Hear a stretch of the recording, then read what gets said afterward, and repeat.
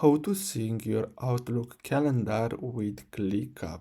So basically what you're gonna have to do is simply open your project, and then what you're gonna have to do is simply switch to a calendar view.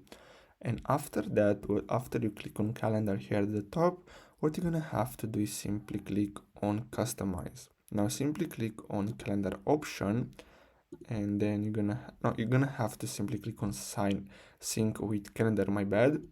Then what you're gonna have to do is simply click on connect here where it says Apple Calendar Outlook. And then what you're gonna have to do next is simply choose here your workspace, your space, folder, list, and then here you're gonna have to select what would you like to sync. So you have tasks assigned to me or all tasks. Then click on save. Then what you're gonna have to do is simply click on Outlook, and then basically you're gonna get redirected to your Outlook calendar. So simply click on open calendar, and then basically you're gonna have to simply click on connect, and that's it. So I really hope you found this video helpful. Don't forget to like and subscribe. Thanks for watching.